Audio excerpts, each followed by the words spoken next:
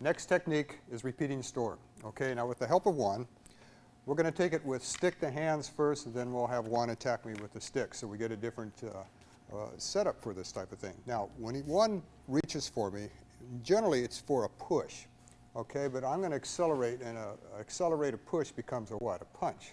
All right, so as he punches, I'm going to step up the circle. I'm going to move off. If 1 is 12 o'clock, I'm going to move off to 4 o'clock. Let's come over from here, Juan. I'm going to step up the circle, redirect it with an outward parry.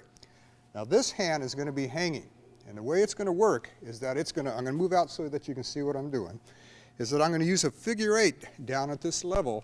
I'm going to hit the back of the knee and the front of the knee.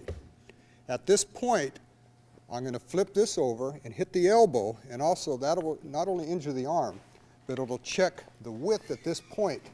And as I check the width so that his right punch is negated, then I loop this back and catch the back of his head at the same time. So as I loop this down here with a figure 8, if he starts to shoot a right, I quickly turn it and negate that right punch, catch the back of the head. Now I come back and I catch the back of the leg, and I can use my stick and my foot at the same time. They both work together. They both sweep together.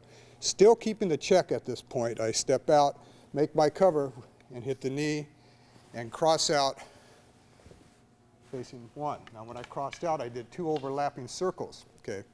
Now watch again. I move up the circle and parry. Even on the parry, what's interesting is that when you're with the hand, you have a different range advantage compared to the stick. With the stick, not only do I get the parry, but I get the strike as well. Okay? So I can use the lowercase to parry and the uppercase to make the hit, and then work down at these levels, sweep, make the hit, check, and overlapping circles to check one's ability to come back after me. Now, that's with stick to one's hands. Let's do it with the sticks. All right, now we're going to deal with stick to stick, okay? Now, one comes through with a stick, basically the same attack, but I've got to be concerned with the range of those sticks.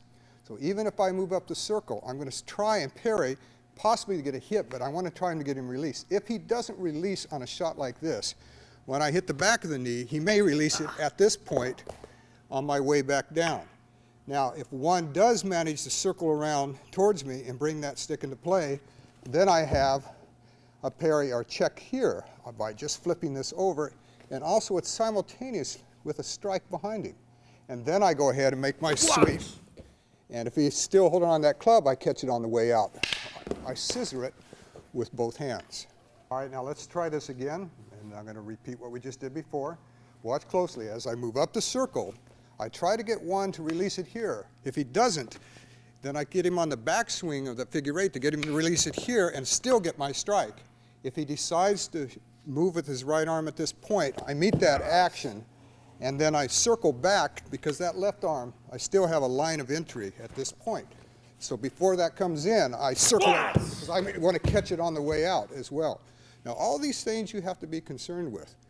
Now what I'm doing is, what I'm working with one is I'm striking not the soft tissue, but I'm hitting this hard stick to the bone.